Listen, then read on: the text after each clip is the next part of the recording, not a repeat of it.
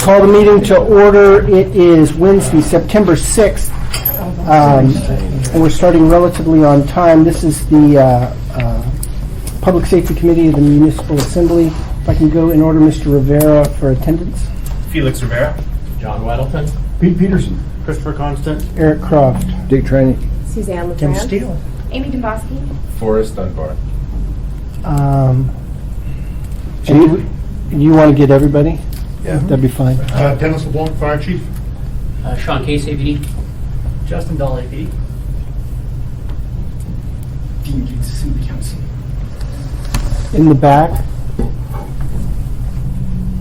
Nora Morse, APD. Kevin Vandergriff, APD. Butler, Department of Health. Jason Cage, Anchor Safety Center. Danielle Rivera, KTVA. Tom McGrath. Bill Falsey. Al Milfoy, University Area Community Council. Amy Strohmeyer. Melinda Freeman, Department of Health and Human Services. Great, you, sir? Grant Hedman. Oh, great, thank you for coming. We have two presentations today by APD and by DHHS. Is Senator Dyson online? I don't think. I think Amy's. Yeah, he has an Eagle River event he's going to attend for us, so I'm going to give him notes on this. Good. I want to make sure we didn't miss him if he was. And a focus, though, members are of course free to ask questions in any area, and I know some have already told me that they had some specific questions. Is opiates? Many of you read the article this weekend on needle exchanges. We've all seen the data of how the opiate epidemic has impacted public health, and the suspicion, or more than a suspicion, that it's affecting public safety. And I continue to want to explore both aspects of that, the health aspect and the public safety or criminal justice aspect of it, to see how we treat both ends. But we'll deal with that in questions some. The Vanna White of APD, Sean, are you ready?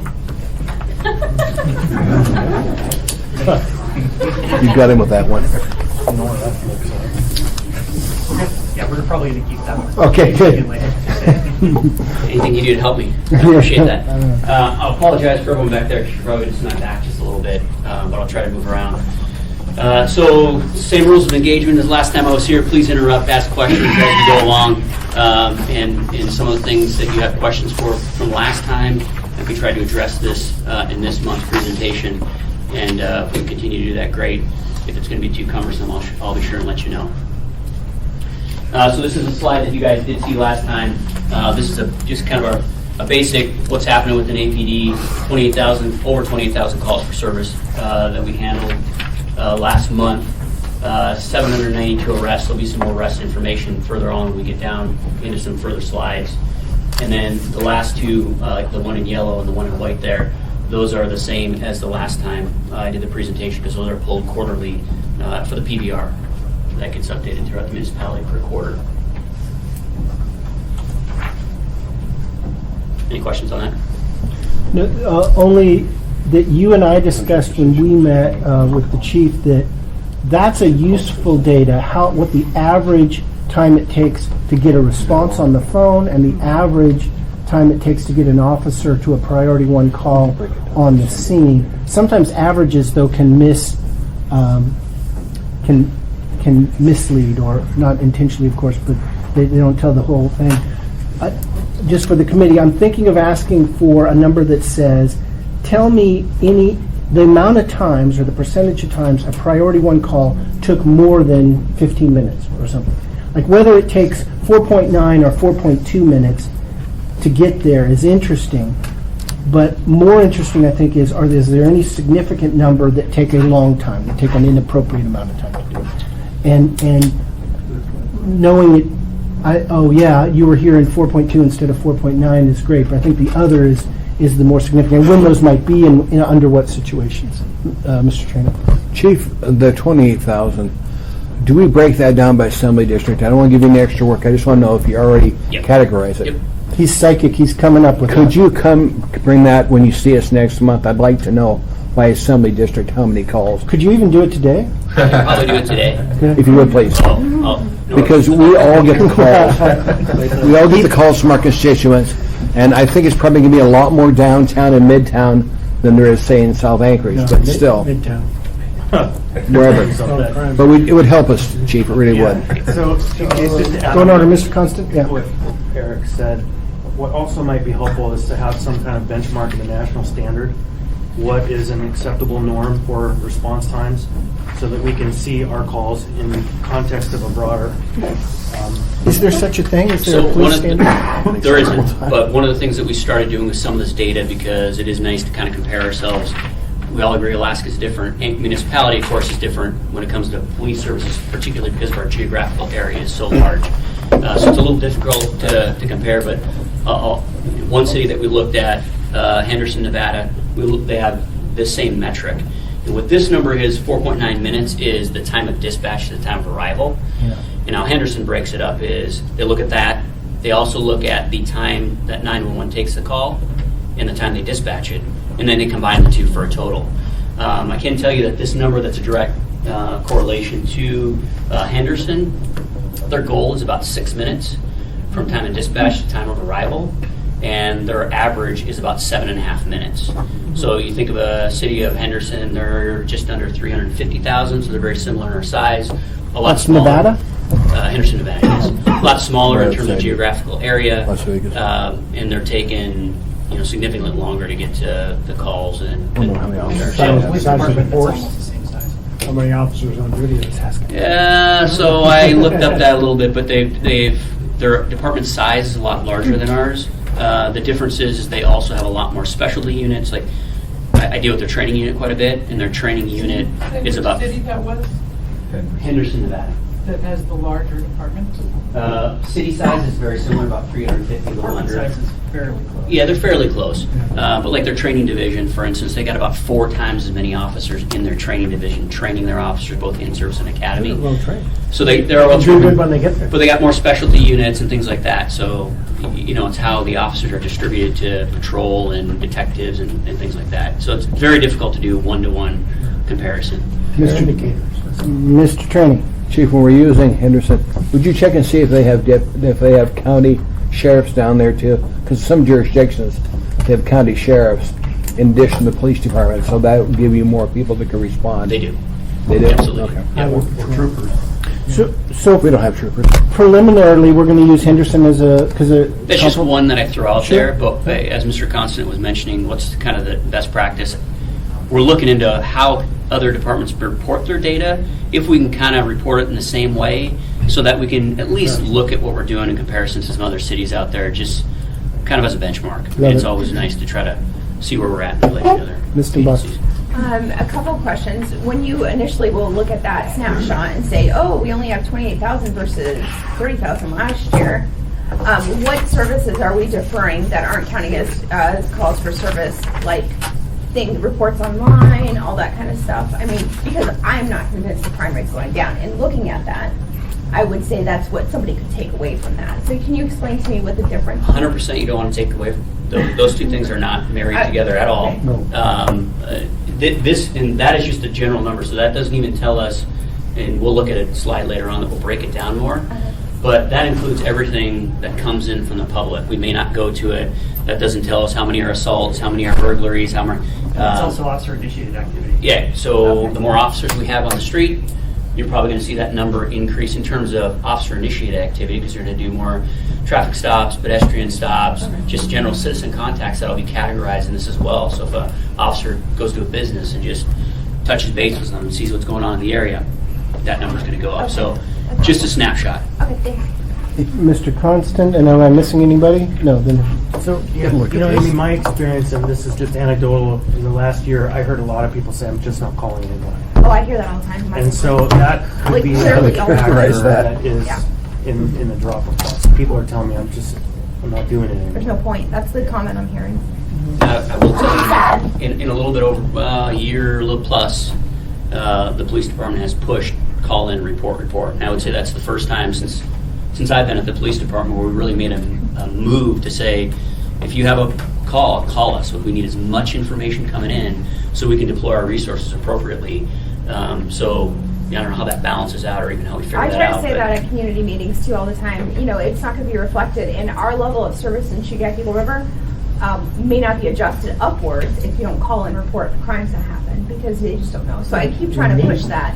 But as Mr. Constant said, I mean, I'm hearing the same thing in my district consistently, weekly, that there's no point in calling, and which I think is sad because I think APD is doing the best they can, but you can't help if people don't report it. How many new officers we got coming on and when? So we have an academy right now. Academy started with 28, started in June.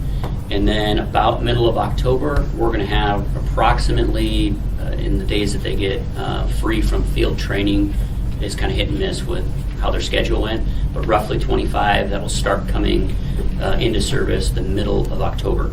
And then another 28-ish in December, late November, early December?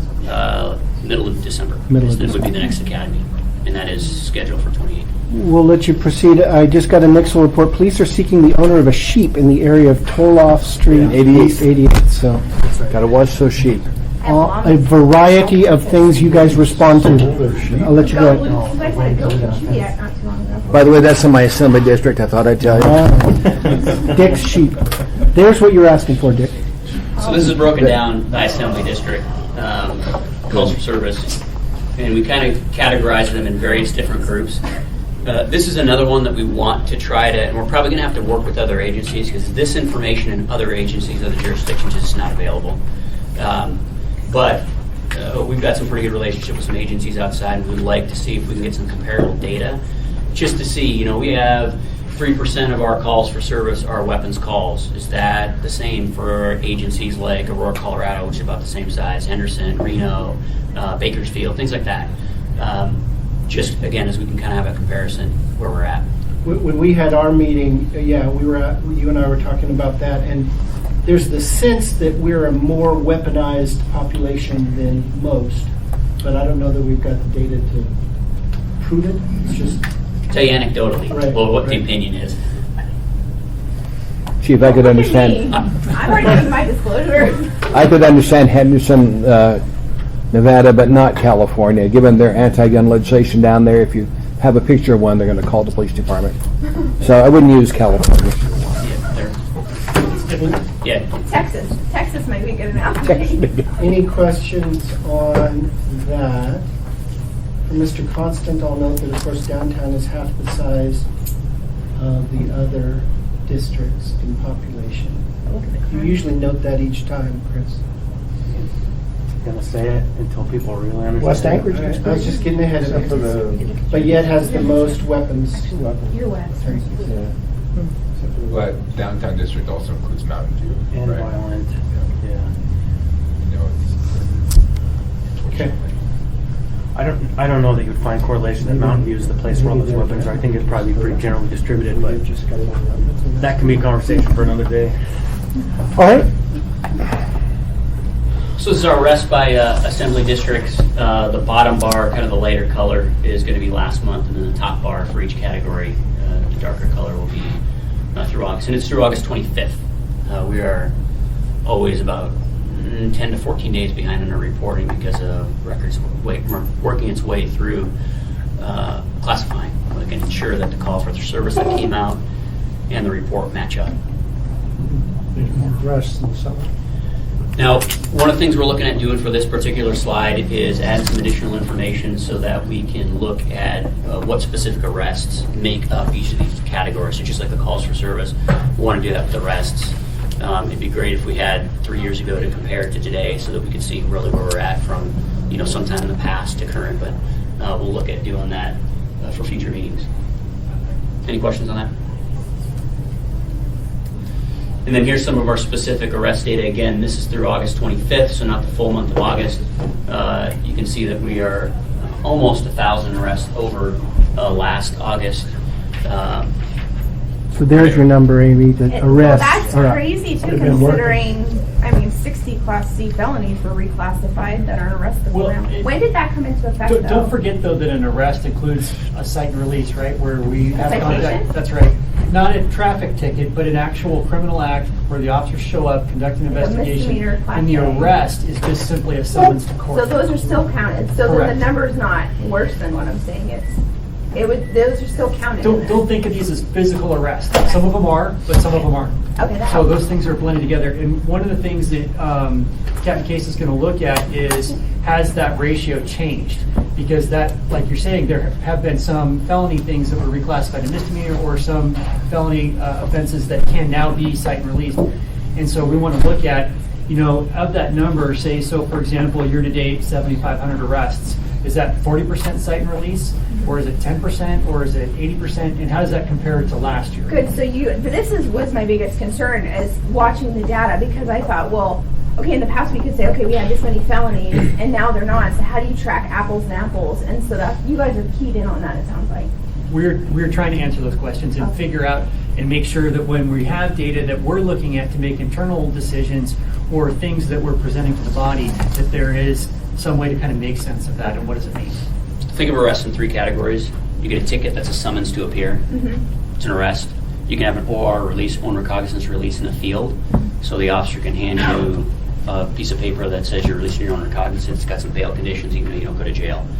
And then the third one is a physical in custody where you go down to jail. That's what I think of. And when we look at OR releases as well as cite releases and what that ratio is compared to physical in custodies, that's a great number to find.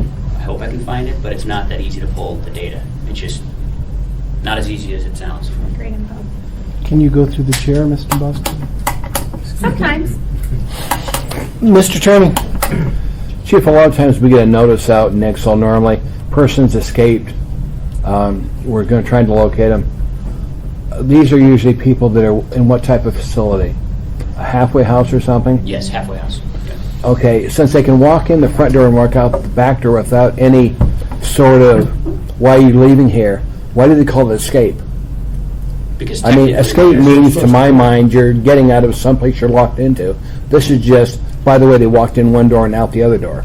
So that's the statute they fall under, is the escape statute, is the first reason why we call that. We used to call it, not we, I think halfway houses, DOC, APD, all in conjunction, used to call those walkaways instead of escapes. But the charge that they're charged with is an escape statute. Even though they're probably just walkaways. But they don't They use that term. technically walk out the front door, right. But they're considered an in-custody person. Because a lot of community councils wonder, how come we have so many escapees? And I'm just going to tell them that's not what they technically are called anymore. Not called walkways anymore, they're called escapes. Right. Well, they were always charged with an escape offense. Okay. Is that state law? Yes, it is, yeah. Okay. Thank you, Chief. Yep. August is August looks comparable there, but it's because we really don't have a week of August, right? Yep, we're missing, it's the 25th, yeah, so we're missing about a week. And we're up 30, you're actually 16. Eric? February and March, January, February, and March were either comparable or Mr. Steele. low. But then we caught up in the summer. Do we have any idea what is going on in the early spring?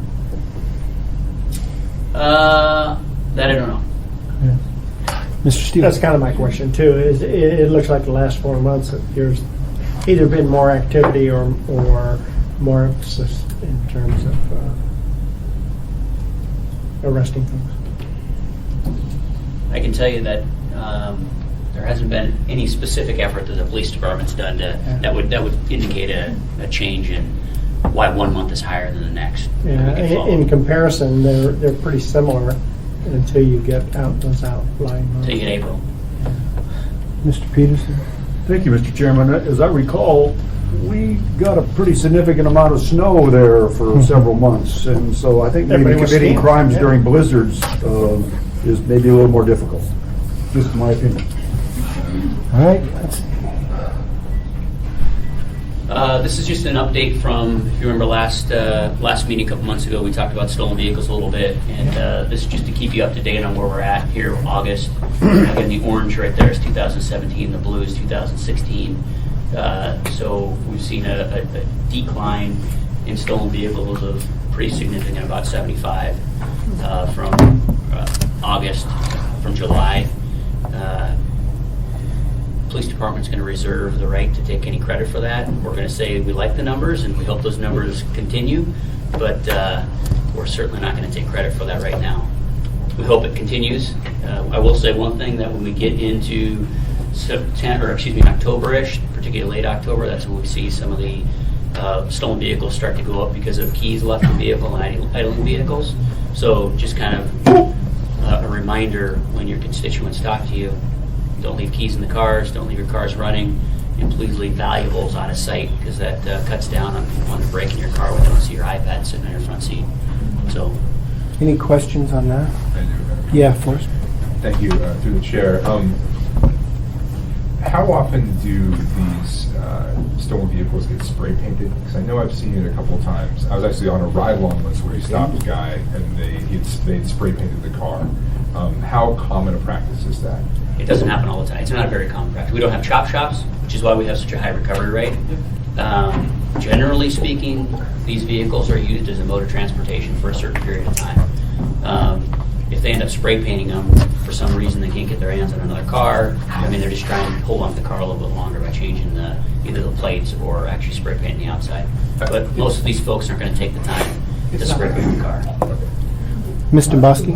I think I've seen a disproportionate number. I don't know, maybe it's because I drive between here and the valley a lot, but I see quite a few. Well, that was going to be my follow-up question, if I could, Mr. Chairman.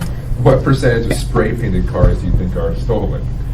Because you do see them, and can that be Still, PD told me if you see it spray painted and it looks funky, it's probably stolen. Is that probable cause by itself? I mean, to do the just job? a bad paint job. Could we make it probable cause? Tell you what, primer gray. Every primer gray vehicle is getting stopped by the police. I've had a primer gray vehicle in the past, and it was not scary. Yeah. But back to my question, The primary.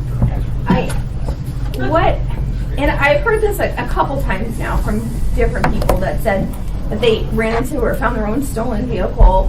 And I assume, I know you've gone over this again, but can you tell us what category, when somebody finds their own vehicle and it's stolen, say at Denny's or something, where does APD rank that as far as response? Because my biggest fear is conflict between the owner and the perpetrator, whoever has that car. It's a higher category of response, a higher priority, I should say. And especially if the vehicle is still occupied by suspects or unknown people, it's basically an in-progress crime, and any kind of in-progress crime immediately climbs up the priority scale. So somebody that calls in and says, hey, I see my vehicle, I see people in it, this is where we are, that becomes a higher priority for response.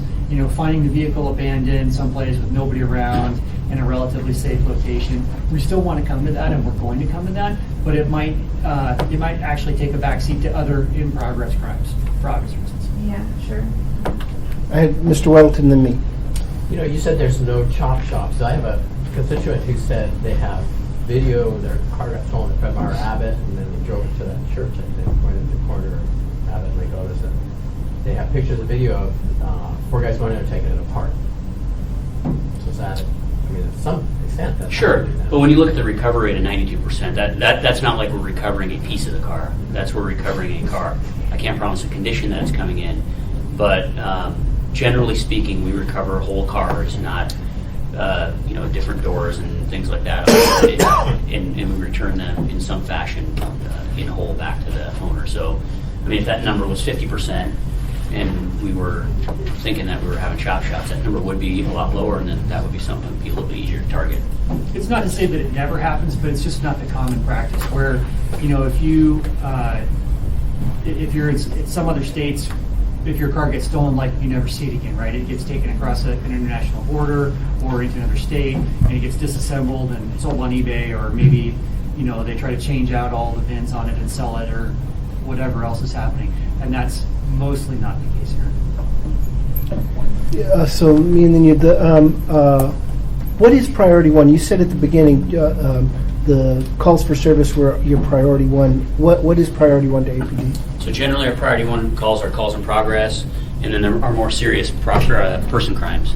So if it's in progress, suspects are on scene, that's going to be up in priority one. There's some sort of risk of property damage or life, or person crime. So homicide. Got it. Certain types of medic assists, we bump to the top so we can try try to get there as soon as possible. Yeah, Mr. Boston. Yeah, just to count. So the 92% recovery rate does include, for example, Mary Bram. She's a constituent in my district. Her Subaru was stolen. She recovered it. It was completely burnt out. But I'm assuming that counts in your 92% recovery rate. So how often, I mean, a 92% recovery rate is pretty impressive, I would say. I would say, in part, geography dictates where they're going to go, right?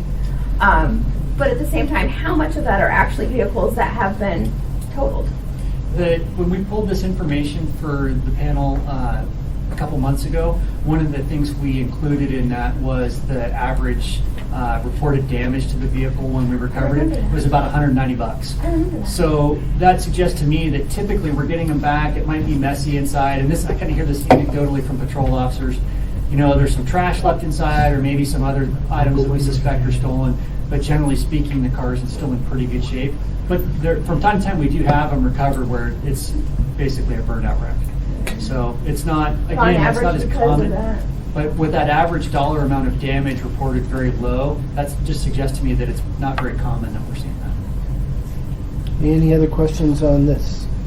It is, I think, a thing that we want to continue to track, and we hope those August numbers pan out. So last March, we looked at taking our vice unit and our CAP unit and focusing them more on drug-related offenses. And so far, we haven't really reported any numbers to anyone on how that kind of looked. Prior to March, those two units were spending a significant time doing other duties besides drug work. And we were trying to make a connection, or we believe there was a connection between property crimes and drug offenses. And so that's why we wanted to focus on drug offenses. And we still believe that that is the case today. But what I wanted to do is just kind of give you an update on what some of these units are doing and some of the arrests that they've made and some of the seizures that they've made. Just describe really for the public or for the assembly members what CAP is and what VICE is. So the CAP unit, CAP is split into two different teams, if you will. One team is taking care of some of the more community policing, community problems, things that are connected to homelessness, things that are connected to problem locations. Really, it's not they don't deal with the problem on one day and move on to something the next day. They're going to be invested in for longer periods of time to try to actually get to the root of the problem. If you remember last session, we talked about the kind of coordination and cooperation we're doing with Beans Cafe and Brother Francis and that campus, and we're all working together. That would be that CAP team that's doing that. A long project that's going to take months and months to kind of sort through. The other half, or the second team, they're doing street level drug crimes is primarily what they're dealing with. So we're talking hand-to-hand drug transactions. We're talking, street level dealers to street level user type intervention. VICE is going to be spending time doing a little bit longer. They're actually going to take 2 to 3 months to do an investigation. Not so much worried about that hand-to-hand street level transaction, but more worried about 1 or 2 levels up in kind of that food chain, where the drug's coming from, who's the supplier, the dealer type of intervention. Great. This top photo right here, that's an example of a traffic stop that hand-to-hand transaction took place, and then the officers stopped one of the 2 vehicles involved, and that was the drugs, money, and scale, and various drug paraphernalia that was inside the vehicle. What were they charged with? So it depends on how much they have. So this is going to be a misconduct involving a controlled substance 3 on the top there, because we can articulate that person is going to be dealing a heroin in this case. Typically, we're going to move to the dealing charge, which is the misconduct involving controlled substance 3, when we're somewhere between the 3 and 4 gram amount. And that's all kind of dependent on how it's packaged and if they got money there and scales and stuff like that. So sometimes it may take up to 5 grams to charge them with distribution. And if it's not that level for heroin specifically, and it's misconduct involving a controlled substance 4. Any other questions? Yeah. Thank you, Mr. Chair. So the total number of defendants line, that would include felony charges, misdemeanor charges, anything from? Right, possession, so what that is dealing? indicating is that's just the people. So we may have charged someone with 6 different offenses, but we're just saying that's one defendant, that's one person. Okay. So that's why the charges that you see won't add up to the number of defendants. Because typically that's the confusing thing is we report the number of charges. And so that can be, 250 and everyone goes, holy cow, that's a big number. Well, the number of defendants is kind of more of an accurate, how many people are we actually reaching out and touching with those charges. Residence search warrant, so that's where you've done a sting where you've had a buy? No, that would be where the street level investigation has led to a search warrant of somebody's house. And that number is particularly low because, again, CAP's not involved with bigger investigations. Vice, they would have more residential search warrants because they're doing a longer term investigation and looking for larger quantities of drugs. Any more questions on that? Our neighborhood. We did, right next door. Mr. Cook's Vice, are they primarily, solely, partially focusing on drugs, or what are their other venues of concern? So we We're currently... not familiar with vices, so you have to educate us. Leave that one alone. Primarily, it's drugs, but I can tell you that what we really kind of want to focus on is not just solely drugs, but any type of organized crime. Like let's say we have a stolen vehicle ring that has nothing to do with drugs. That would be something that we would, dedicate vice resources to because it's an ongoing problem. There's multiple suspects involved, and that's well worthy of using those resources. This is kind of part of what we've been talking about for the last couple of months about we want to look at the crime suppression division inside APD, how it's structured, what kind of assets are attached to it, to have more of a comprehensive focus. Because I think what you're talking about, sir, is when you think of vice, you do think of maybe drugs or gambling or prostitution, which has been sort of more traditional. And what we want them to be more focused on is the street level type criminal activity, and we want to have a structure where they're really more the longer term investigative arm of that group. We want to have a group like the community policing team, which is looking at kind of the street level hand-to-hand type stuff. And then we also, at some point, would like to allocate a few more officers to be more of a kind of a high visibility patrol type group that is not tied to the call stack, they're not tied to a part of town, but they're able to go out and assist these other units with that sort of manpower. But also, when any detective unit has come to the conclusion of a case and now we have a suspect where you've seen it, so we're looking for so-and-so, we actually have a group of people that are out hunting for that person, trying to take them into custody. So this all kind of ties back into, our goal of having a group in crime suppression that can actively address all of these issues. Because I think we talked about this last time as well, but there's sort of this feeling, right? This is all tied together, right? There's some drug problems, there's property crime, there's some violent crime, and it's kind of the same group of offenders that's doing a lot of these things. And so we want to have kind of a more comprehensive ability to address those people. Because we don't think it's thousands of people doing this, we think it's maybe dozens or, something along those lines. I have a number of people, hold on.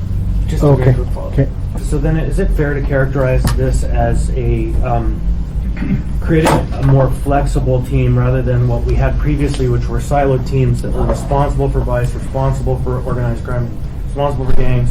Now it's kind of more of a unified team that is more flexible, deployable to need. Yep.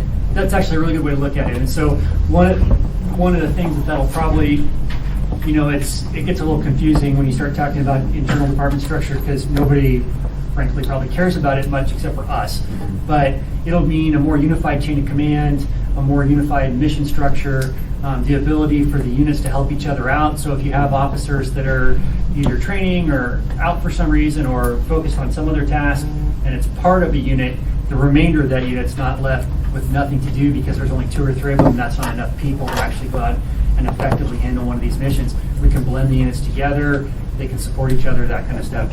We do want to be more flexible and have an ability to kind of address it in totality, I guess is a better way to put it. I have a number of people signed up, so Ms. LaFrance?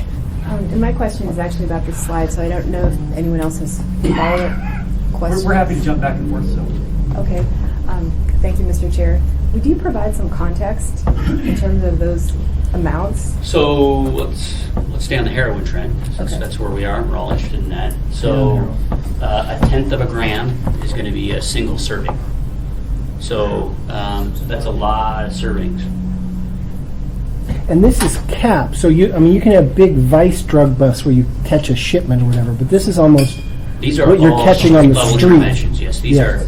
These are a lot of traffic stops that are being conducted. It's not one big house with that much heroin, it's a lot of That different is correct. transactions. And we'll show you what that looks like in just a second. Yeah, we'll show you a For vice, the difference between a vice and a cap here in a second. But again, this bottom picture is a prime example. This is a traffic stop. That is a traffic stop that we conducted with money, with drugs, with guns, multiple cell phones. I mean, that's What was the indicator that led you to? stop that vehicle. Yeah. Was Spray it painted a car. tail light, or was it you thought? There are many reasons why we conduct traffic stops. That's why I don't see. I All mean, legal. did you stumble onto All them, legal, or- I'll tell you. Probably too much. Okay, so Mr. Rivera, I had next. Thank you, Are you Mr. still- Chair. Yeah, still. Just a quick question. How many officers do we have in this part of the CAP team and in the vice squad? So right now, we have 6 officers on this portion of the cap team and a supervisor. And then vice, I think we're down to 5 right now. We've got 1 vacancy and a sergeant. We'd like to add a couple to that. I mean, but what slows down the mission, what the chief mentioned a minute ago, is that when you have even one of those people missing from either one of those units, it pretty much brings it to a screeching halt. And right now, we're in the process of merging those, so they're all in the same chain of command. Vice are detectives, they're in one area, Cap's in a different area of the department. Bring those guys together. You lose 1 or 2 people, you can still go on through the mission. Mr. Steele, thank you, Mr. Yeah, Rivera. I was looking at California. some time ago, I did ride along Since they're going overnight to legalize or mushrooms. into the night. Imagine what that's going to And, do. They legalize that in California. There was a problem. We didn't have the resources, and there were two cars that were working in West Anchorage, and they had the guy I was riding with. He had a call for a domestic dispute, and he had to wait for the other guy. Right. He was all the way on the other side of the district. And, do you try to have more than one officer at night, or do you just have one officer in a car? No, at night? that's a really good question. I mean, and that kind of ties back into what we were just talking about and kind of Mr. Rivera's question as well, right? So it's a constant balance. I mean, this is actually something I think about almost nonstop every day of the week. And that is we have new resources coming online, the department as it exists. We have, different challenges that we want to address. How do you balance that out? Where do you assign people? How do you, where do you put them? That kind of stuff. And most of the time, if we're talking about, okay, well, we've identified this issue, we want to commit some additional officers, that means pulling them from someplace else. And at the end of the day, because everybody starts in patrol, if you start pulling officers and rearranging them, you can end up drawing away from patrol. Well, we don't really want to do that either because, of course, one of the concerns we hear from the community pretty regularly is, hey, I had to wait for a long time for a patrol officer, or my issue, I feel like it didn't get addressed, or we have officers waiting for backup, like what you're talking about. So it's a constant balance and, frankly, juggling act to try to get all those things to fit together correctly. So we do try to make sure that patrol is staffed adequately to where either residents waiting for an officer to respond or officers waiting for backup don't have an extensive wait. Having people come out of training and become fully fledged police officers, and we're anticipating that happen in October, like Captain Case mentioned, that helps kind of relieve that burden a little bit because we're adding. And when we start talking about staffing and numbers at the police department, it's difficult to follow because we add in big chunks and then we slowly trickle out the door, right? We just had somebody last week that retired after a successful 20-plus year career. And that kind of stuff happens on a pretty regular basis, or somebody's family wants to move out of state, they pack up and move, whatever the reason is. There's kind of this constant trickle out the door. So when you look at, charts or numbers about the staffing at the police department, you'll see a big jump in, a big spike, kind of a growth, and that's typically an academy starting. And then you see it kind of slowly trickle off, and then the next academy 6 months later. So what we are hoping to do is, as this next group gets cut loose from field training to solo officers, and we expect that to be kind of in the October timeframe, We want the bulk of those to go to patrol because we still feel like there's plenty of work to do on patrol. We don't want to shortchange patrol for a variety of reasons. Officer safety, resident safety, that visibility of patrol officers in neighborhoods that we've been talking about for a while, those are all important things. But we think that we can draw off some of those bodies and it won't be those people that are getting cut loose, but it'll just happen as we start shifting people around the department and redirect some of them to this crime suppression effort. And that's what we want to do. If the trainees are doing field training, they're doing it with another officer. Correct. So there's two officers in the car. That's right. In essence. But that really Do they only counts count as- on that? No, it just counts as one person. Because that, really what they're doing is on-the-job training. Yeah. So they're expected to sort of pretend like they're just by themselves. Yeah. And their field training officer is there to kind of provide counseling and guidance and training and also a safety net to make sure they don't do something terribly incorrect. Yes, sir. Mr. Chain? Yeah. Thank you. Chief, we did have a problem during the Fink years, the Sullivan years, where we had no officers for quite a few years going through the academy. So what you're talking about is trickling out, but you need to have a constant influx of police officers. When you go years without a police academy, it takes a long time to play catch up. And you've got all these 20-year people that are now retiring from that time period where we had them here and then there was no backfill coming in for them. Correct. So I'm an example of kind of that hiring spike in the mid-90s. I got hired in 96, and my academy was relatively small, but right after my academy, we had ran 3 of them in 97, and I think 2 in 98 and 99. Those were all pretty big academies, and all those people are becoming eligible to retire if they want. We're trying to retain them, but if we saw all those people leave right at 20, that would be very difficult over the next year or two. We're hoping to retain them. We feel like the department's a great place to work right now. Things have improved over maybe the last few years, and so we're trying to encourage those people to stay. The good news is some of our people that are in that category that I've talked to recently that just a few years ago were indicating a desire to leave at 20 have said not only do they intend to stay, but they're looking at other opportunities for transfer or promotion within the department. So we're seeing a little bit of a shift there, so we're very hopeful that we can retain some of that talent because that's going to be very difficult. And we can, we have sort of a finite pipeline of training, and we could easily exceed our ability to train new officers. The attrition could exceed that, and that would be difficult. One final question. Yeah. I'm going to ask you again, Tudor and Lake Otis. We still have people in the dividing line, cars zooming both sides of them. They're there. Yesterday there was one guy knocking on windows demanding money. Did you call? I called in, but I've got my community councils calling you. So would you please have officers when they drive by and see these people, they cannot ask for money in the safety corridors. We're relaying that. I've relayed it several times to the patrol division. I know, and I'll keep asking you about it. The other thing is, when Sullivan was on the summit with me, we passed a law that you get a ticket if you give money. Would you please start enforcing that again and giving people tickets for giving money to the homeless, because that delays traffic. I agree. And it just aggravates the problem. Like some of those are relatively, small, minor deals. It's good to have it's a good indication of all the things you're finding through the CAP process, March through August. But in terms of street value, the significant one is heroin, right? Yeah, so the interesting thing about this is because it's a traffic stop and these aren't targeted stops. Like, we're not saying John Smith, we're going to go find John Smith today and do a traffic stop because we think he's got something in his vehicle. These are actually randomized stops. We don't know who's in the car. And so if you look at the data from that perspective, you can actually get a good idea of what categories of drugs are out there and what amounts. Clearly, heroin is at the top, and then we have meth. That's the second in terms of our hardcore drugs that we have. So in terms of weight, marijuana is, but not street value, right? I mean, there's no comparison between that much marijuana and that much heroin in terms of street value? Right. Heroin's much, much more expensive. So Per week, I would say. yeah, I'll have to think about that here just for a second. Yeah. Eric Suzanne's trying to get your attention. Hold on. I've got three in line. I've got Mr. Constant, Ms. LaFrance, and Mr. Weddleton, but just wanted to get to an answer on that. And then, I don't know, is meth per weight relatively expensive or cheap? in terms of cash value, it seems like it's the meth, heroin, and then marijuana is caught along for the ride. That's how much you buy. So, first of all, marijuana's that price is changing. Right. Legalization that went down dramatically. Pre-marijuana legalization, a pound on the street was about $4,000. Now a pound on the street's about $2,500.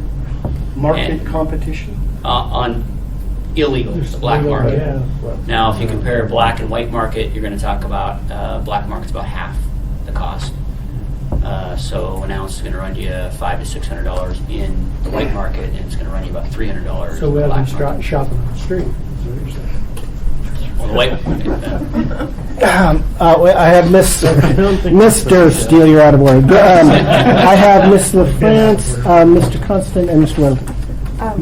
Thank you, Mr. Chair. Question, where does spice fit in on that? So spice is a little bit different. We have the ordinance. It's covered under municipal ordinance. And spice seems to go up and down, various different spikes. Usually the fire department's the first indicator that we have an increased use in spice because they obviously are capturing these folks and taking them to get medical attention because that's kind of the primary concern.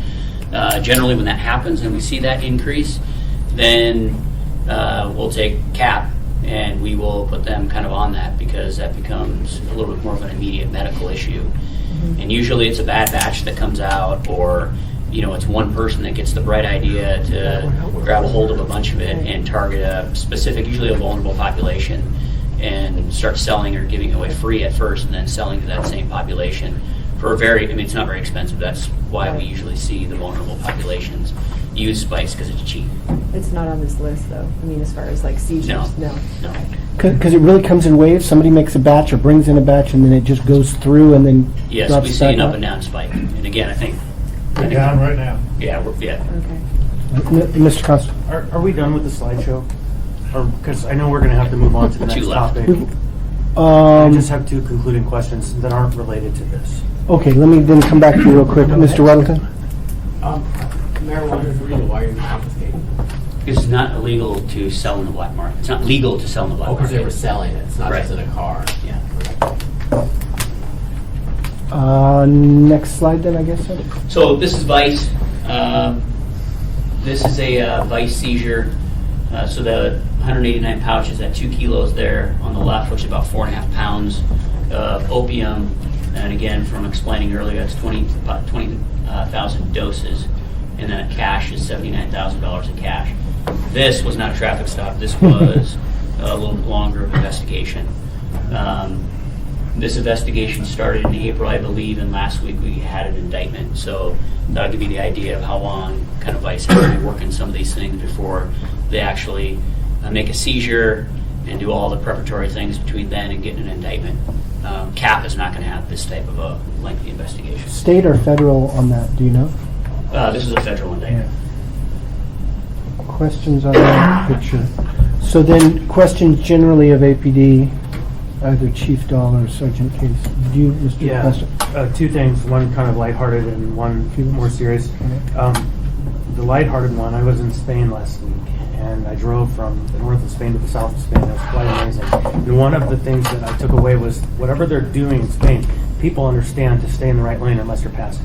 Because it's like a cultural phenomenon that you get out of the way when someone's coming up behind you. And I'm wondering if there's any tactics or rules that we could set that could help people learn how to drive better on our Figure out what that is, we'll be happy to do There you go. So now the more serious issue, I'm hoping that you guys can come up with an average cost per call over the last several years. Just simple, straight number, as clean and clear as you can with the assumptions built in so we understand what those numbers are. And so I'm going to ask the same of the fire department so that I can start to grapple with some of the factors related to the costs of policing. So, thank you. That, we can look at that, but I will tell you, having had some experience with dealing with that kind of information and data inside the police department in the past, it is difficult and it's not nearly as straightforward as you would think it might be. Believe me, I understand the challenge of it. Coming up, so you want to get to it'd be cheaper to do other things than what we're doing now? Kind of this is how much it costs to do it through the police department or the fire department, so we should have other methodologies? Well, Does it- that do we- might in fact be one of the goals of that information, but just having the information, I think, will lead to many questions that we can start to address in terms of how resources are deployed more broadly than just from an internal perspective, but across. The reason I ask, I mean, you can get whatever information you need. I'm just trying to have it be, like, if he just divides the department's budget by the number of calls, I don't think it's going to give you a very useful data point. And I would leave it up to you guys to come up with the assumptions and the framework around that you find is best and most accurate, recognizing the limitations. You can put it right there. These are the limits of this information, because I think that will be helpful in terms of, for my own purposes, helping to understand how we're deploying our resources across the city. I would say maybe let us think about that a little Yeah, bit, and maybe we can absolutely. reach back out to you and try to nail down some And parameters. it's not a rush, a month, a couple months, whatever it takes. And that's from both APD and AFD. You bet. Thank you. So AFD heard that Yes. as well? Yeah. And so you guys have, I think the more you can let them know the reasons you want it, the more a useful number you can get. Love to have that talk. Mr. Rivera. Thank you, Mr. Chair. Thank you, Captain Case and Chief Dahl, for the presentation. It's pretty obvious to me that you are really trying to find new ways to solve some of these issues. A couple of weeks ago, there were reports in the media on sort of two specific areas that APD was going to be focusing on. And you touched on sort of the drug crime part of it. If you could touch on a little bit of the violent crime part, because I know that, at least in my community council that I'm attending with Mr. Trainee and probably in many other community councils, there's a lot of worries and questions on this and what exactly APD is doing with this right now. Oh, that's a good question, sir. So I think that these things, to a great extent, are tied together. And so kind of back to what we were talking about having sort of a blended response. While these units are really going to be focused on drug crimes, the main reason is that's the easiest way to identify people that are involved in some of the property crime and violent crime as well. And then they can follow those investigative paths wherever they take them, and have the ability to be flexible enough to do that and not just be stuck on, well, our mission is only drug crime, so we can't do anything else. But I think somebody mentioned a stolen vehicle ring, or maybe it ties into some violent crime. Not surprisingly, in the illegal drug realm, there tends to be some competition, and then that can create some violent crime when one group is trying to steal from another group and so forth. So we feel like a lot of these things are tied together, and that having the ability to sort of stay flexible on the investigative pathways will let us deal with that. So that's kind of the direction that we're pointing with that. Thank you. Mr. Peterson. Well, thank you, Mr. Chairman.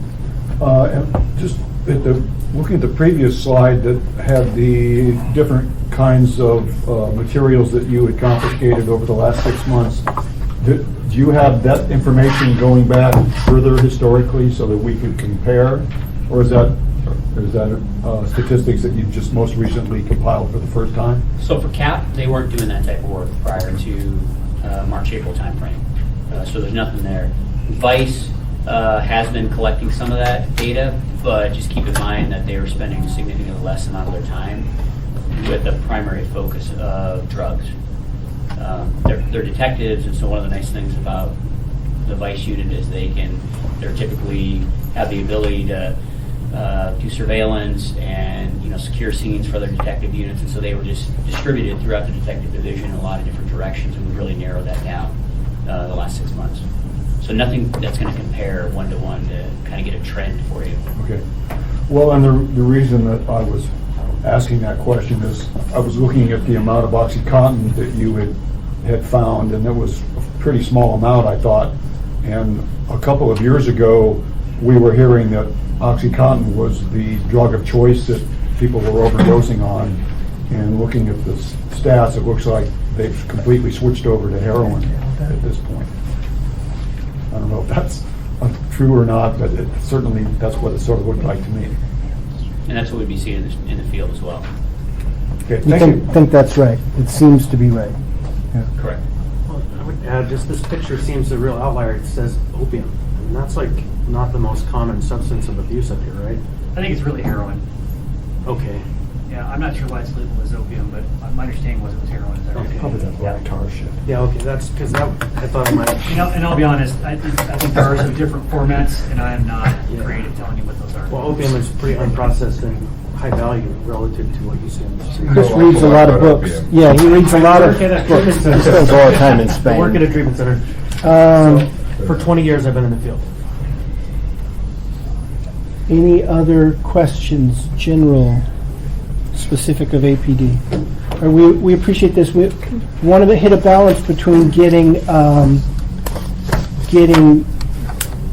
good data from you that we can use to make good decisions, and not so overburdening you with requests that you forget of the essential mission. Yeah, Mr. Franson, and you had a question, sir? I'm waiting for Mr. Constant. Well, and I'll wait. Yeah, I was going to ask when we have our public comment period for him to be able to kind of tell his story, because he came to me today with a story that's germane to this conversation. So. Okay, so we were going to have that at the end, but if it's specifically on public safety and APD? Drugs. Yeah, can you limit it to 3 minutes? Yeah? Can I have more later? If we have time, so why don't you go ahead and tell a Cut me brief... off, please. Yeah, okay. Thank you. And then you, Cut Suzanne. me off. I live on the corner of 3rd and Eagle, and I was born here, and I've Spinard, Mountain View, Fairview, I know all of it. I lived there 9 years. It's really bad right now, and I'm not scared of anything. What's your name, sir? Grant Hedman. Thank you. I drove cab graveyard for 5 years. I'm not spooked by anything. I've got a guy jumping through my window. I know what all the drug dealers are. I know what they look like. I know the 4 white guys, and I know what a chronic inebriator looks like. I know what a homeless person looks like. I know what a mentally disturbed person looks like. There's a green Charger. The woman, Yolanda Castro, shot the black one through. She had 4 white girls that had their hair dyed pink, and they all had spray painted pink bikes. If you had a foot patrol on that, because that is the belly of the beast for Anchorage, it's a halfway house to Beans Cafe. We've got Henry House, Polar Bar. You guys are at Backpackers Inn twice a week. You know, why can't you just run all the plates in that parking lot? And then I go behind the ridge, you know, looking for my stuff that gets stolen. There's signs that say MOA, they're white with red lettering, no littering, no alcohol, no drugs, no camping. I'm not saying clean that up, but just run all those people's IDs. And you're allowed to do that because they're being illegal. And you probably catch a couple warrants, a couple felonies. I mean, I know who they are because I live there. And if they were just walking that 3rd Avenue corridor, I mean, it's like 8 blocks. You know, and you start getting to know where the problems are. Because it's not the chronic inebriates necessarily, it's not the homeless necessarily, it's not the mentally disabled. We got Henry House, but it's those drug dealers. I know who they are because I see them. And you know, I saw a dime bag. And if I can say one more thing, this is when I finally called Mr. Constant. I called 911, it's 10:30 at night, and one of the bad guys, he's the smaller of the 2 white guys, he's standing in the street with his hands in the air, and there's 2 cars with headlights on him. And they were gone by the time the police arrived. I mean, that is a major, South Anchorage needs protection, Turnagain, everyone needs protection. I mean, this is a main corridor of trouble. I mean, that looks like an execution. And I don't care. You know, I'm getting my stuff stolen. You know, I had a guy climb in my window. He jumped out. As soon as I woke up, there was a guy in my house. You know, so I don't really care about that. But, I mean, it looked like an execution to me. I mean, you got to have people there on 3rd Avenue. And I've been there 9 years, but the last year has been bad. And it's all these drugs. You know, and if you had more of a consistent presence, you'd start going, well, that's just a drug, that's just a homeless person, that person lives at Henry House, you know. But you figure out which ones are selling the drugs. Thank you, And Grant. running those plates at Backpackers Inn and going back on the ridge and just, I'm not saying arrest them, but they're back there camping illegally, littering illegally.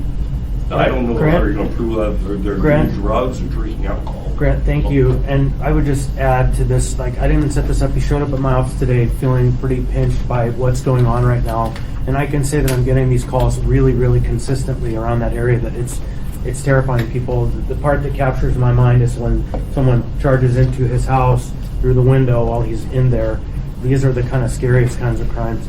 And this is work a day. This is every day. This is a nightmare. Chief Dahl, any response? Yeah. You were talking about allocation before. You're going to try and put some of these new officers that come online in October and then again in December, a lot in patrol, but some more in CAP and Vice? Hopefully. Okay. Well, that allocation is up to you, but we want to stay informed of it. Ms. LaFrance? Actually, I'm okay. Okay. Thank you. We're trying to do about an hour each and leave a little time for fire and public comments. Any other questions of APD? Thank you. Thank you, Grant. Then we'll move on. Maybe if fire just had a brief, did you have much? Did you want to tell us much, No, sir? but I'll let Melinda go. Okay. She's good. Melinda Freeman, thank you for being here, and she has handouts. APD went all high-tech on us and had a screen presentation. Everyone has is it 4? Yeah, Melinda? We have several today. Oh, okay. We have 2 epidemiology bulletins from the state, which Okay. we'll be referring to in our conversation. We have dashboard handouts from Increased Safety Patrol. Great. And then we have a recent summary of several activities with the Anchorage Safety Patrol as well to hand out. So we want to make sure that we have copies of all of them. A lot to go over. I appreciate it. So we're trying to make that link between the activity we just saw, which leads to calls for service and arrests, and then we'll have Senator Patino from the prosecutor's office on the intermediate step of conviction, which in this area, drug crimes, we hope to use as a hammer to get people into treatment, and want to understand both the scope of the problem in a public health sense, and then continue to understand what solutions we have on the treatment end. Yes. But I will turn it over to you, ma'am. Thank you. So today I want to talk about the intersection between public health and public safety, since this is our public safety meeting. And I will ask that any experts related to the captain, the chief, both chiefs, to provide information as you choose to do so as this conversation evolves today. It is an extremely complex problem when you're talking about prescription medication and illegal substances. And so I want to talk about the history of some of that and the way that is developed in Alaska and currently in Anchorage. And without our AFD and APD partners, the Department of Health and Human Services would be hard-pressed to address some of these complicated public health, public safety issues. So I'll give you a brief history, and then we'll talk about our current concerns as you are hearing about these concerns from our constituents and what I call our customers in the Public Health Department. So we have seen, as we all are aware, an increase in opioid and prescription drug abuse, as well as heroin and illegal substances that are combined to provide a mood altering kind of drug. And in 2012, Alaska's prescription opioid pain reliever overdose death rate was more than double the rate in the United States. In addition, Alaska's heroin-associated overdose death rate was over 50% higher than the national rate. You want us to start on the bulletins? Yes. Yes, great. And I'm referencing the 2009 to 2015 drug overdose death bulletin from the Department of Epidemiology Page 2. of the state. So these statistics are startling and very disturbing to us, both on a statewide basis, but also in Anchorage. Consistent with these trends, heroin overdose deaths have continued to increase steadily every year in Alaska since 2010. Moreover, the drug overdose death rate remained highest among males and middle-aged adults, although we're seeing a change in that trend as well. And the regional distribution of drug overdose death rates was considerably higher, as we would imagine, in regions that are urban centers such as Anchorage. But in addition to that, we see that in the Gulf Coast and Mat-Su, as well as Southeast Alaska. So it's not just a problem in Anchorage, it's a problem statewide. but we are most concerned with how it's impacting both our public safety issues as well as public health. We'll be talking about some of the history, how that's developed, as well as our statewide and local interventions this morning. So we recognize that the problem has grown extensively, and in our research over these years from 2009 to 2015, seeing these trends, it was Governor Walker's choice to declare the opioid abuse as a public health disaster, which allowed our state to receive approximately $5 million in federal funding to distribute naloxone, which are commonly known as the Narcan kits. Naloxone is an immediate intervention which can assist medically in reducing the possibility of death from the various states of health that a person might go through when they have overdosed on heroin. Can I just interrupt you for slowing down to make sure I'm on track? So on that second page bulletin, the national average is just under 1.9 of heroin deaths per 100,000 people. Am I reading that right? And then, and so we used to be in 2009, 10. We're under the national average. We're not a particular heroin. There wasn't data in 10, but anyway, 9 was 1, and 11 was 1.4. And then we start this trend that goes to it cited it as 3, but by 16 we're up at 6.5, so triple the national average. Yes, in 16. And it's really just happened over the last 5 years up here. Yes, except, I mean, it's, of course, every death is a horrible experience for individuals and families, so when you see that grow exponentially, you know that it's connected to crime and all sorts of both criminal, public safety issues as well as public health. So we have to have a comprehensive approach to this problem. And that's why the partnership between public health, AFD, and APD is so vital. Essentially in 2009, when there were 7 deaths or 1 per 100,000, that, as you said, every death and those 7 deaths are a tragedy, but you wouldn't have, when us having a rate that's half the national average, we didn't have a particular heroin problem. And now we, just in the last, from 9 to 8 years, I guess, it's gone from half the national average to triple it. And I want to help the Assembly understand what is the history and how did this evolve, so that you have, as you make decisions as a legislative body, you have informed decision-making to be able to decide what would be the best course of action in addition to working with our partners in public safety. So in February of 2017, Governor Walker declared the public health disaster, which then we received the $5 million to be able to distribute the Narcan kits. He also established an individual role within DHSS, the state health department, to distribute this and manage the coordination of responses to the heroin epidemic, which is the gentleman's name is Andy Jones. So in addition to our historical information, I want to talk about how did this evolve?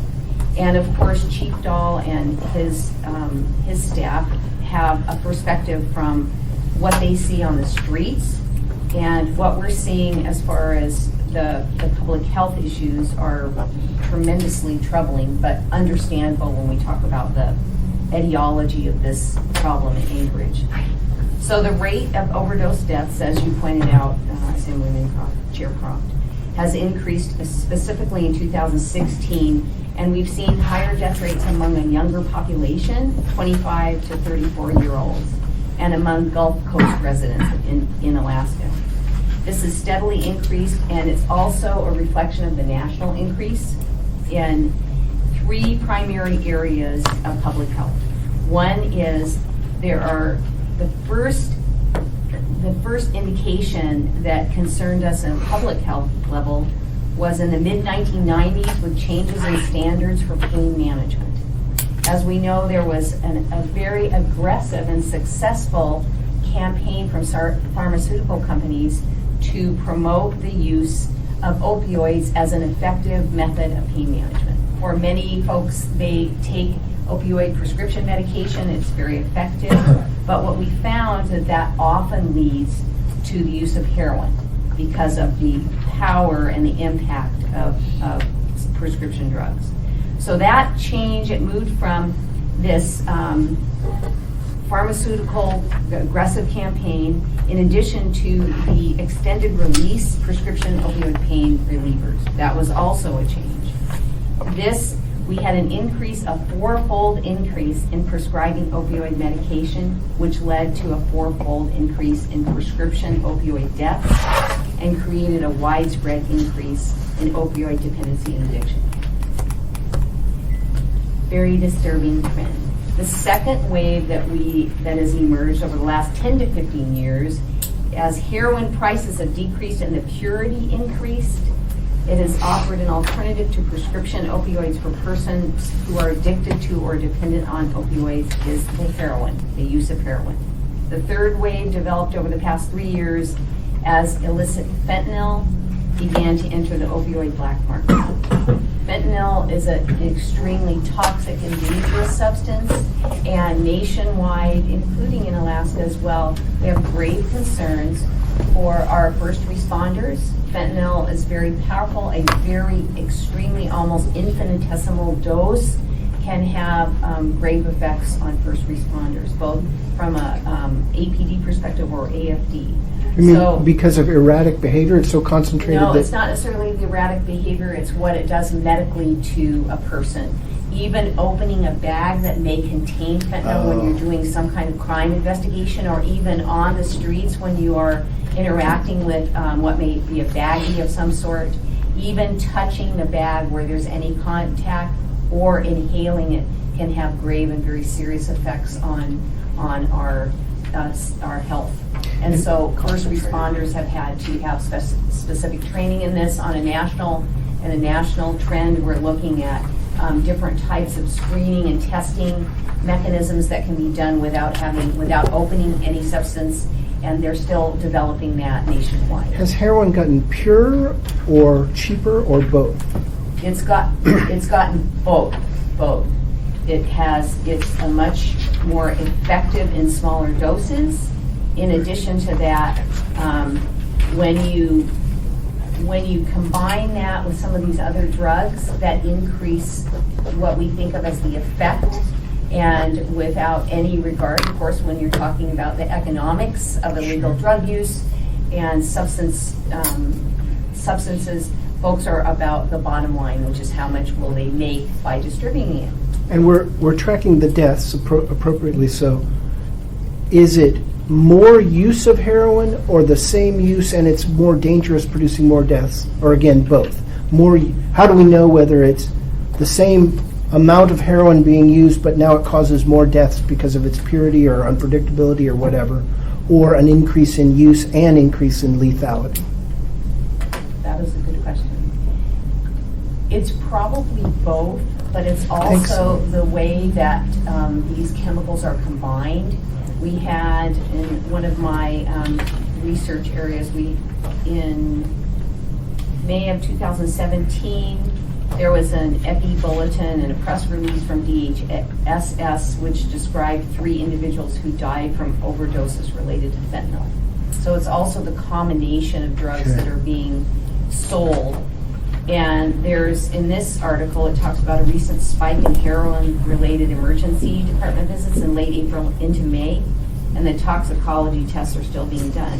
But most deaths were in Anchorage, and they were related to fentanyl. And Ms. Trainor, have you come in? But one more question on this. So, I mean, am I right that we have relatively good data on deaths, because those appear? Use is harder. Like, how do we track use? Through needle program?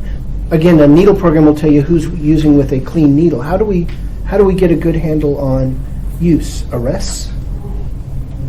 I don't think it will necessarily be related to arrests, although please chime in. It's going to be a fraction. I think when you look at the most recent article on the needle exchange program at the 4As, I mean, that their increase has been astronomical in the utilization of the needle exchanges. At our local health department that I oversee, we are very actively working with 4As and have for many years on HIV, AIDS testing and screening and public education outreach. We're also starting to do this as well. It all feels like more, but I can't tell whether that's, we've been successful about getting more people to use clean needles or an increase in activity itself. But we'll work on it. Mr. Train. I was reading an article, the federal government has been trying to stop fentanyl, but right now with the internet in China, you simply get on the computer internet and order it out of China, and the only stop is coming through customs, and many times they don't catch it. Mr. Constant. Yeah, this is more anecdotal than scientific, but one of the other vectors that I'm hearing about is that people are either availing themselves of a detox program or being locked up and not having access to the material. Then they come out and they utilize the same amount they were using as they went in, and this causes also a fatal effect because their tolerance has come down dramatically for that short window that they were out of the ability to secure the goods. Okay. Thank you, Melinda. Any other questions while we're at the break? Okay. Yeah, continue. So, since Governor Walker declared the public health disaster with our heroin epidemic, there have been multiple measures to assist in the improvement in both healthcare related to this issue as well as the requirements from medical providers to intervene, as well as having extensive training in it. So one of the ways that we always look at public health issues, especially related to addiction and substance abuse, is going further upstream and finding out how we can prevent. So when Governor Walker declared this as a disaster, one of the areas of improvement and intervention was to develop HB 159. House Bill 159, this legislation was passed in July of this year. In HB 159, it restricts the number of days healthcare practitioners can prescribe their initial dose to patients, moving from the ability to prescribe 7 days of medication initially to 4 days. It uses the best practices and other methods of preventing addiction in the first place, which is always a less expensive way of dealing with addiction than at the other end of when a person is fully addicted. It also requires a minimum of 2 hours of continuing education for healthcare practitioners, so that in order to prescribe, they have to have this specific training in pain management. It's one area of medical school that is often underdeveloped for developing physicians, is training and assessments for addiction, and Mr. Constant can add to that as well. That this is an area that is under-recognized and under-treated is addiction and substance abuse. So HB 159 was passed in July of this year, and that will require multiple types of healthcare practitioners, as you can imagine, including veterinarians. People are misusing their animals' prescription opioids. And so this addresses, a full range from dentists to podiatrists to veterinarians to all sorts of specialty areas of medicine. So this will assist us in intervening earlier. In addition to that, we have our public health department here in Anchorage participating in the Anchorage Opiate Task Force. That is a grassroots effort in Anchorage based on the task force in the Valley to address this issue. It provides support for people who are going through recovery. In addition, it provides an opportunity for our public health officials as well as our public safety members to participate. AFD participates, APD participates, and so we're moving forward with that. But we absolutely have to have a comprehensive approach to this problem in Anchorage. We have to deal with the medical providers who are typically often prescribing 30 days dose of opioid medication, which is often unnecessary to assist a person with pain management. In addition to that, we want to ensure from a statewide basis that the Narcan kits can be utilized by lay people, by our emergency responders, and those are available statewide now. And in addition to that, we need to continue the public education campaign on this issue, huge public health concern. And sure that I'm covering everything that I think are the most salient points for you. From the bulletins? Yes, related to the needle exchange, again, to talk briefly about harm reduction model, not everyone agrees. It can be controversial. Harm reduction is based on reducing some of the risk factors for individuals who choose to abuse this particular substance. There are two types of primary treatments for heroin addiction. One is methadone and the other one is Suboxone. And both of those are effective treatment methods for people choosing recovery from heroin addiction. But it is, we have one outpatient clinic, and there may be more, Chris, if you are aware of that, but the Center for Drug Problems provides outpatient treatment for individuals who are addicted to heroin or opiate. We don't have, that we know of, inpatient treatment for heroin addiction. Well, that might, if you were able to find yourself into one of the limited available slots, the treatment services work. It wouldn't matter where you go, as long as you're medically cleared. But in terms of a specialized entity that provides services to this population, there's only the one on 3rd Avenue. Yeah. That's it. You mean you can pay a high price, if you can afford to, there are programs? Absolutely, and if there is a bed available in one of the State Department of Health and Social Services funded programs, that as well. Again, as long as you're medically cleared and aren't going to die from leaving wherever you are. And so the first stop would probably be Providence for a medical clearance, and then... How many state beds are there? Do you know? It's very limited and in reduction. When the implementation of SB 91 happened, the promise was we were going to increase your community-based supports. But the concurrent action was to actually cut by a third almost the available resources for treatment services. And so we're experiencing a double whammy right now of increased criminality being pushed back onto the streets and reduced treatment service beds. So I'd like to get those exact numbers. That's the story I'd heard. I'd like to get the numbers of the state beds were this. 5 years ago they were this, and now they are this. Good. Great. Please continue. So when you're talking about state-funded beds for treatment, you can also bill Medicaid and private insurance. So from Providence to the Cliff Hero Center and different programs in Southeast and Fairbanks, these programs will, of course, provide care for individuals who would like treatment, inpatient treatment. But as far as specific treatment for opiates on an outpatient basis, that would be our Center for Drug Problems here. And they did receive expanded funding. They've had an increase in funding to serve more people.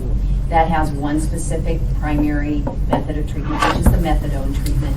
And many medical providers are utilizing Suboxone as a different type of treatment for heroin addiction. It's a different type of medication. It is seen as perhaps having less side effects, and you can certainly have a provider come and talk with you about that.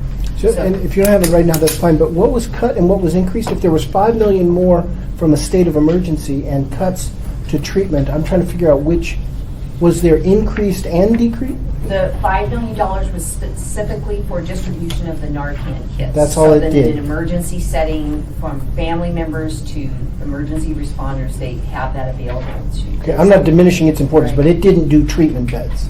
No, it wasn't necessarily for treatment. And if Medicaid will fund a treatment bed, why can't a lot of these people get on, who assume a lot of them would be on Medicaid, get into a treatment bed? And what's happening right now, I think Melinda would agree, is that there's a transformation of our funding model that is being implemented as we go. And people are still unsure and unable to expand services until they understand the impacts. And the state is cutting funding from programs that aren't Medicaid Shifting it over billable. to Medicaid, if you will. Right, and they're pushing as much as they can, and then they're leaving the funding available for the beds that aren't Medicaid billable. But again, we're in a transformative phase right now, and that's the best description I can give. I'd like to understand that more, but okay.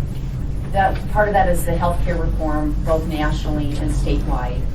And so the State Department of Health and Social Services is shifting their funding model, which is what Assemblyman Constant was referring to, from a statewide grant-funded basis to Medicaid billable and private insurance billable method of funding. So you can imagine, as a treatment provider, that can be very, very challenging, making that shift and still maintaining your operating budget for, it's costly, but it's less costly to treat that than to keep the street, illegal substances moving through our system. And I'm sorry to be simplistic, but on a grant, I know what I got as a provider. Right. Now I'm switching to this other model that may or may not pay. I'm not used to it, and it may not pay my full rates. That is correct. And- Medicaid payments are not, they're Right. not 100% unless you have an Alaska Native-based tribal health system. So I got to be careful in doing that I don't get ahead of my About costs. 60%. Not only that, but there are whole bunches of people who aren't eligible under Medicaid at this time. And that's kind of generally speaking, a broad swath of this target population are people who wouldn't necessarily fall into a fundable category.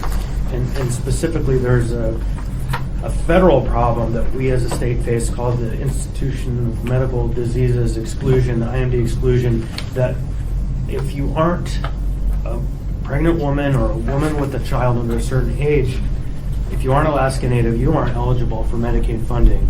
And a lot of services then are never going to be Medicaid billable at this point, as long as that exclusion is in place.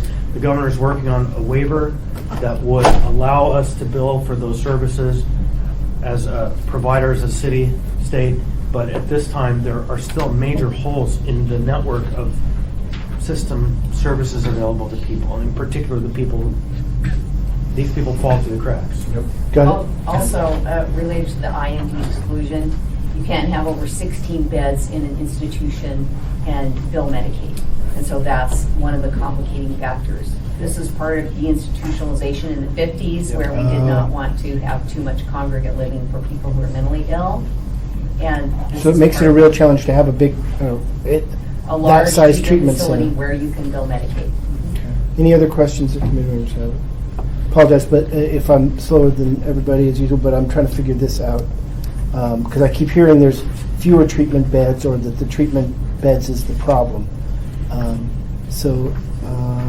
Yeah. Can I just add to that? It's not just the treatment beds, it is the provision of community-based supports, right? And the provision of community-based supports is divided among many various types of services.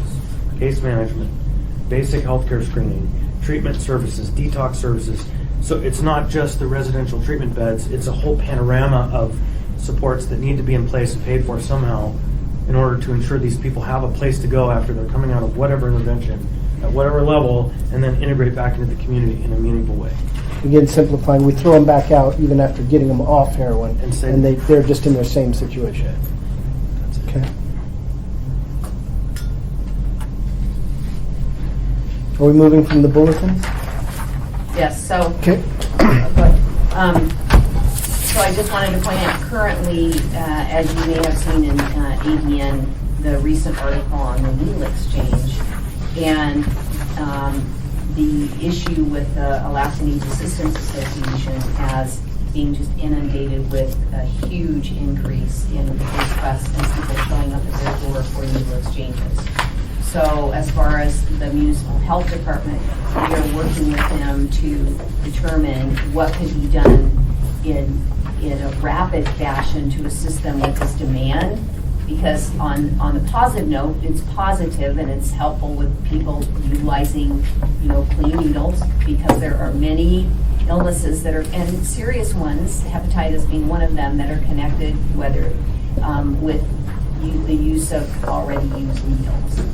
And so we're working with the 4As on that effort, as well as addressing public education related to the devastation of heroin addiction, and supporting through our Health and Human Services Commission the exploration of continued, whether it's local or statewide legislation related to the health field and how this can be improved. Because in some ways it started there, unintentionally, but we know that with pharmaceutical campaigns, they can be very effective, as noted on TV and other sources.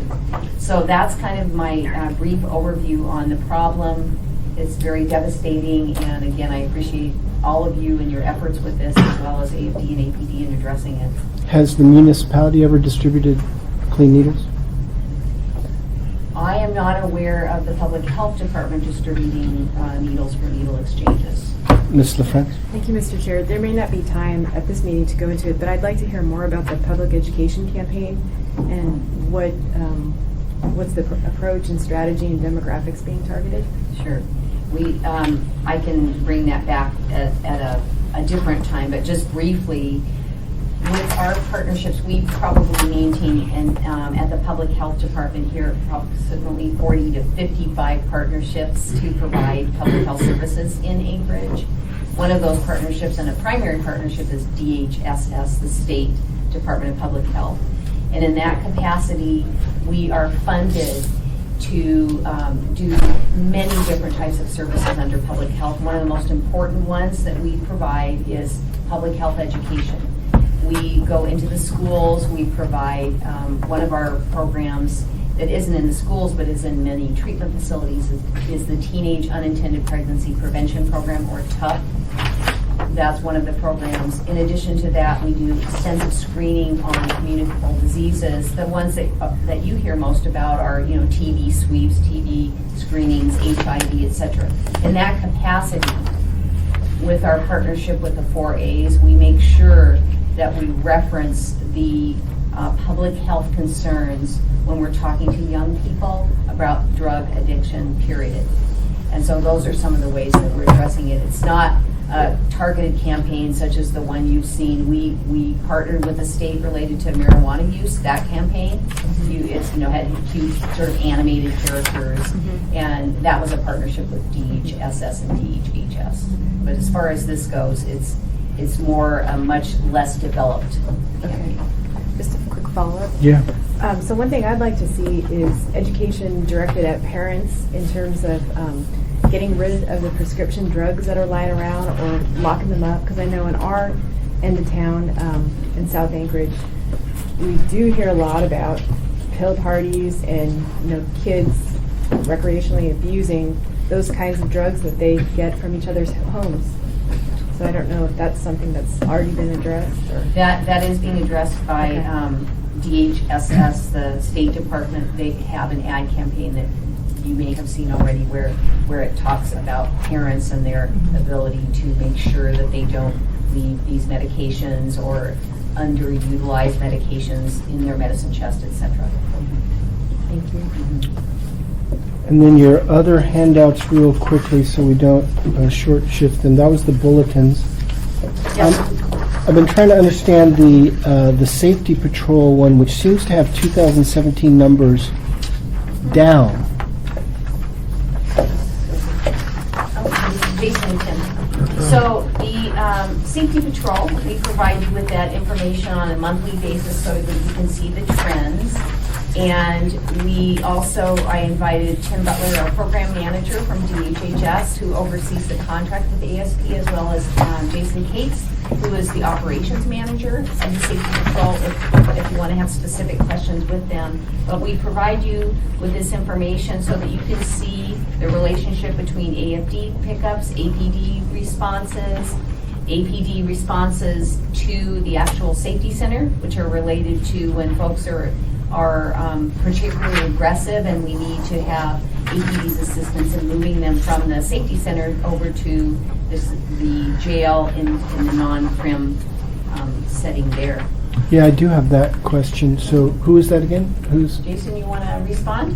Go ahead. Well, so we have the August and July numbers. Hard to compare them to others, but then the graph appears to indicate the red 2017 much lower than the blue 2014 and the orange 2015. Has it really been going down? Yes and no. I think some of the information here, when it first started in 2014, I think they may have been tracking things a little bit different than we are now. We're more accurate than we were then. And also some of our people that were frequent flyers have passed on now. So they've died off. Some of the folks that were coming to the sleep-off center 2 and 3 times a day are no longer here. And some of them are also housed at some of the special needs permanent supportive housing. So that's where I was going to go. Is that a story of both what you said, some of the really tough cases dying, but also either temporary or even permanent housing? Yeah, I think it's both. Having established our first permanent supportive housing facility in Anchorage, we knew that people would be housed there with the highest rate of need. And in that was a three-pronged approach when Carlick Manor was opened, which was a comorbid, a person would have a chronic medical condition, they were chronically homeless as defined by HUD, as well as being substance dependent. So some of those people who have been safely housed there have passed away. There have been an expansion of permanent supportive housing, which is the term we use for that type of housing, harm reduction, various terms. And there's been an increase in that type of housing in Anchorage, as well as people passing away who now we are seeing third generation homeless.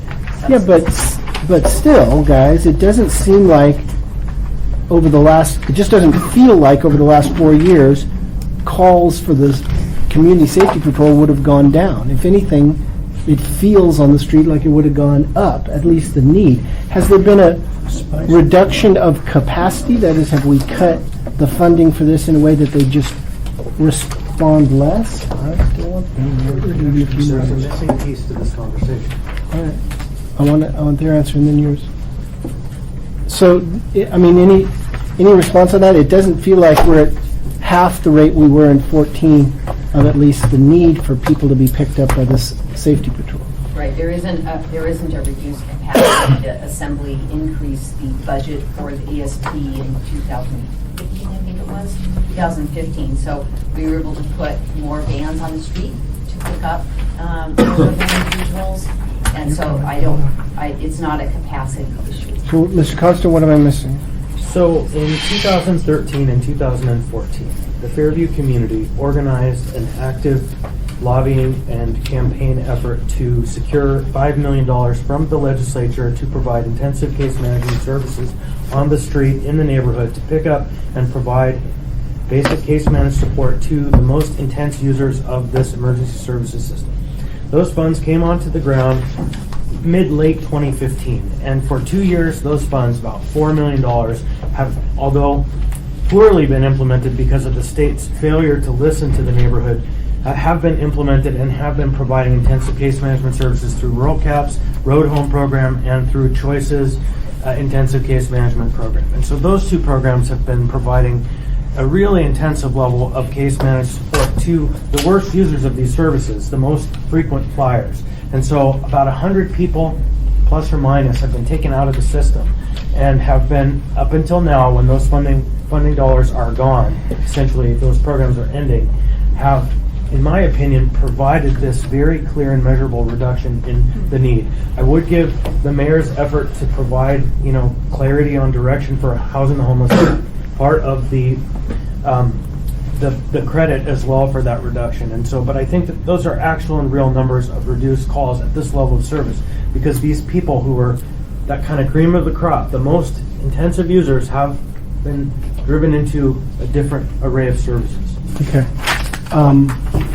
Enough on that. It still puzzles me, but I'm sure you can help me understand it better. Any other questions on that?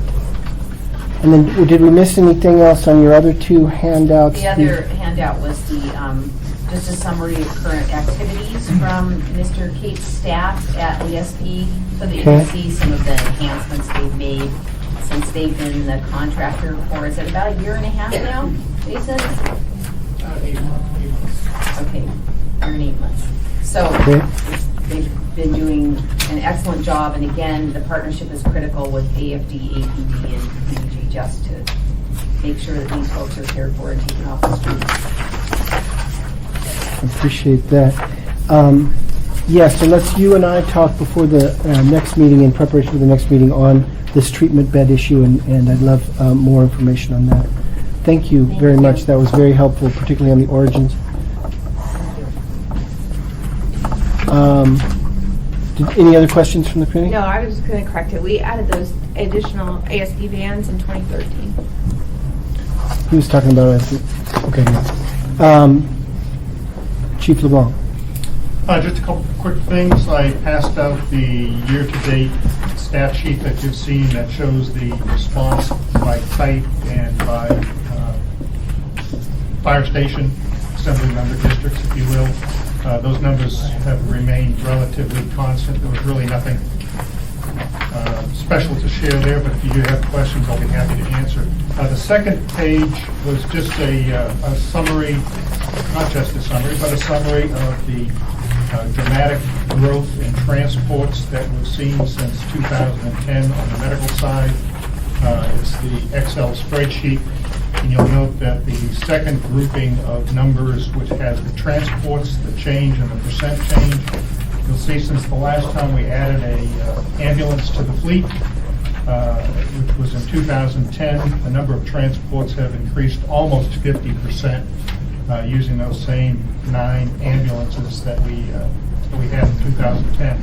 And despite the defeat of Proposition 2 in April, which would have added 2 ambulances, the number of medical calls has not gone down. And I just took the last page of that 3-page handout, which is a colored sheet. This is a screenshot of our status board of last Friday from the period basically 12:37 p.m. to 1:03 p.m., showing that 78% of our permanent and regularly staffed ambulances were in use, leaving only 2 for the remaining 300,000 people in the city, and 50% of the borrowed ambulances were in use. And this is the pattern that we experienced before we asked the voters to authorize the addition of 2 ambulances last April, and of course that pattern continues and continues to grow. The last thing I just wanted to share with you, well, 2 things. One, we are going to embark on a public education campaign. I don't know what the mayor or the assembly will consider with respect to an additional go at the public for new ambulances or not, but we are going to get out to the community councils, the Federation of Community Councils, and other work groups just to share the dramatic increase in medical transports that we've experienced with a fixed number of ambulances, and that at some point that will become a crisis because we'll actually run out of ambulances. So that's just for your information and the announcement that we will be getting out with a public education campaign. The last thing I wanted to share, also part of the defeat of Proposition 2, was funding for an AFD Academy for this year. We have been discussing with the mayor and the manager the need for a supplemental appropriation to be brought before you to fund an attrition academy, hopefully starting this November. Right now, as you know, we've taken Tender 9 out of service when that results in overtime. The mayor did ask for a 5% first responder reduction proposal for 2018. That would have a significant and negative consequence to the department. But in my discussions with the manager, we've been able to show to him that we need to run an attrition academy to cover the losses of 2017 as well as 2018. That would probably be about a 24-person academy, nominally $1.35 million. So those are the 2 things I wanted to share. Mr. Trainey and then Mr. Musk. Chief, I've asked Dean Gates, our attorney, to write up the bond language I need to go to the voters this April, to re-ask them again to get the ambulances on the bond. So we're taking care of that. From at least our side, I'll bring it forward to this assembly. Would it be the exact same one, or would you propose slightly different? What I asked you to do is get with Dean Gates to figure out exactly what you need, because I asked him to take last year's, but talk to him. Because the demand on ambulances is not going down. No, it's not. Mr. Boston. I hate to have those moments where we could see this coming, but I remember I'm trying not to use those words. I remember the discussion being had during the budget where there was an amendment to try to get you some money for an academy, and it was voted down. And attrition was exactly the reason why. So I know that's going to be an issue, but my question when I go to how many times we've had this many ambulances tied up, how many times during these periods did you call for mutual aid? one more. When we need it, we call for it, and we have brought in Juliet. And we have a great relationship, obviously, with the volunteers there, and we have borrowed an ambulance on occasion. Girdwood is just not practical, it's too far away, and they don't have the resources, but obviously the close proximity that we have with Station 11 is very beneficial and useful. So again, it goes back to my question. Clearly, Station 11 is one of the medics that isn't called out during this period of time. So during this period of time, did you call in for mutual aid? During this particular afternoon, no. This was just, when I looked at the board, it just struck me that this is a good visual Yeah. to share. Well, and this is one of the things, Chief LeBlanc, you know better than most, the relationship between AFD and CVFD. And this strikes me as a clear example of the need to still improve that mutual aid. I mean, many people sitting around the table today don't know the history, but there's this history of waiting and waiting and waiting and waiting and waiting before you call until it's almost too late. And so I just hope we can get past that barrier and we can be more proactive. If we're this critical on ambulances in Anchorage, I don't care if it's a CVFD paramedic or an ASD paramedic, I just want to make sure somebody's available. So, it might be something internally to talk to some of your battalion chiefs and say, listen, guys, we got to get more proactive until this other situation is dealt with. Absolutely. And in fact, my command staff, we were just out visiting with Chubiak 2 weeks ago. Tremendous relationship. Yeah, well, it's much better over the years. I'm sure you can attest. It's much better than it has been, but I think this is a clear visual for me that we haven't gotten all the way there yet. Mr. Constant, then Mr. Train. Yeah, partly that was my question of the borrowed MICUs. Where are we borrowing these from? Those are 2 reserve medic units that would normally be parked and would be used when a first line ambulance has to be repaired. Then that would be placed in service. Okay.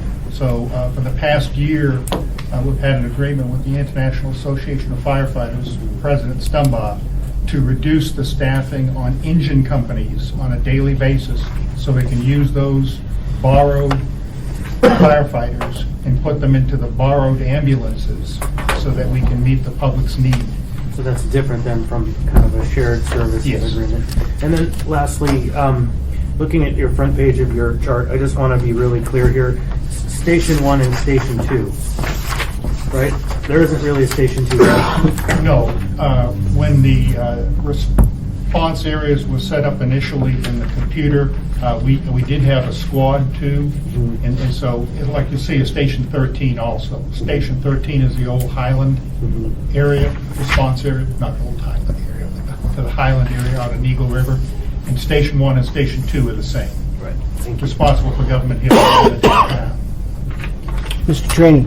Chief, on the paramedic calls to the Brother Francis campus, are we still sending down there double the amount that we need for Yes. public safety for our firemen? Yes. We don't send an ambulance alone. If there's ASP van there, we'll use them as assistants. If APD is there, we'll use them obviously as assistants. But if neither of those 2 entities are available, then we'll send an engine company to provide the additional security for the medics. Is that going on permanently, or is that just a short duration thing, or is it? Until things dramatically change, it will be. Okay, do they have any private security put on by Brother Francis to guarantee the safety of our first responders down there at that campus? They have the equivalent of the ambassador program, if you will. They do have people there with vests on to assist, but Nothing in reality? they're helpful, but it's not what we need. Okay. How many would you need to have that? I'd hate to have to staff up to meet the security threat at Brother Francis. I think the idea is to eliminate the threat and not tolerate the threat and staff up to meet the threat. Okay. So that's why we're looking to, our partnership with APD and others as appropriate to help manage the population there. Because if we have to send double the manpower down there, that means if there's a paramedic call for first responder somewhere else, that's delayed because you got double the manpower down there.